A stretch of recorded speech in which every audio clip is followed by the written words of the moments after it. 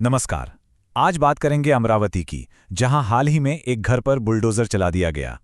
अब यह एक ऐसी कार्रवाई थी जिसने कई गंभीर सवाल खड़े कर दिए हैं। तो चलिए मिलकर समझते हैं कि आखिर ये पूरा मामला है क्या। तो सबसे पहला और सीधा सवाल यही है, अमरावती में आखिर एक घर क्यों तोड़ा गया? देखिए, ये सिर्फ कोई अवैध निर्माण हटाने का मामला नहीं था। इसके पीछे एक बहुत ही, कह सकते हैं, गंभीर और उलझी हुई कहानी है। तो चलिए सबसे पहले उस घटना पर ही चलते हैं जिसने सबका ध्यान खींचा, यानी कि बुलडोजर एक्शन। और ये सिर्फ कोई मामूली प्रशासनिक कार्रवाई नहीं थी, इसे एक बहुत खास संदेश देने के इरादे से किया गया था। हुआ ये कि अधिकारियों ने एक बहुत ही सख्त एक्शन लिया। एक आपराधिक मामले में जो मुख्य आरोपी था, उसके घर के कुछ हिस्सों को गिरा दिया गया। ये सब कुछ बहुत तेजी से हुआ, एक बहुत ही निर्णायक एक्शन था। तो अगर कागजों पर देखें तो इस कार्रवाई का कारण बताया गया अवैध निर्माण, यानी इलीगल कंस्ट्रक्शन।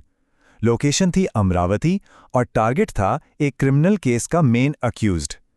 लेकिन क्या कहानी वाकई सिर्फ इतनी सी थी या इसके पीछे कुछ और भी था? जैसा कि हमने अभी सवाल उठाया, ये मामला सिर्फ अवैध निर्माण का नहीं था। इस कार्रवाई के पीछे की जो असली वजह है ना, वो कहीं ज्यादा गहरी और गंभीर है। देखिए, ये जो बुलडोजर एक्शन हुआ, वो सीधे सीधे एक बहुत ही संगीन मामले से जुड़ा था। मामला था एक नाबालिग के शोषण और ब्लैकमेल का। और जिस शख्स पे घर पर यह कार्रवाई हुई, वो इसी केस का मुख्य आरोपी था। तो अब कनेक्शन साफ हो जाता है कि प्रशासन ने इतना कड़ा कदम क्यों उठाया। और हाँ, इस कार्रवाई की टाइमिंग वो बहुत कुछ कहती है। घर पर बुलडोजर ठीक उस समय चलाया गया जब पुलिस इस केस की जांच तेज कर रही थी। तो जाहिर है, ये सिर्फ एक इत्तेफाक नहीं हो सकता। इन दोनों घटनाओं के बीच एक सीधा लिंक था। और देखिए, ये कहानी यहीं खत्म नहीं हुई है। जांच अभी भी चल रही है और लगातार आगे बढ़ रही है।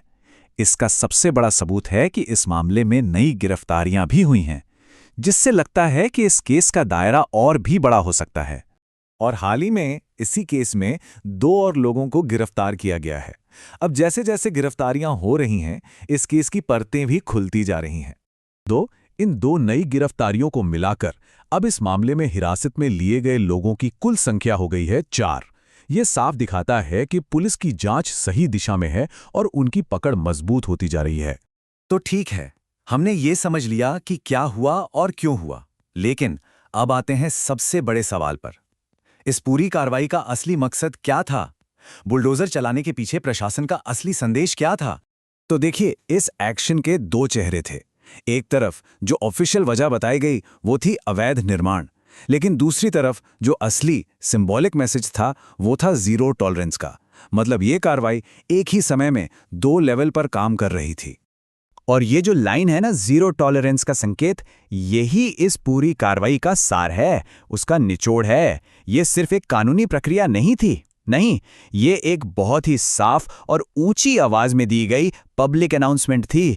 तो समझने वाली बात यह है कि इस बुलडोजर एक्शन का मकसद सिर्फ एक इल्लीगल ढांचे को गिराना नहीं था।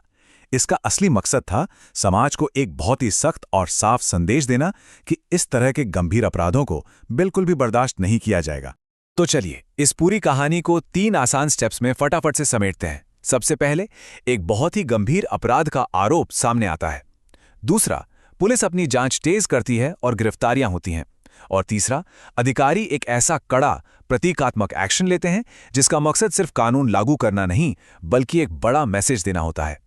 और यहीं पर आकर हमें एक बहुत बड़े सवाल पर रुकते हैं। जब प्रशासन इस तरह की कार्रवाई करता है, जिसे अक्सर बुलडोजर न्याय का नाम दिया जाता है, तो ये समाज को आखिर क्या संदेश भेजता है?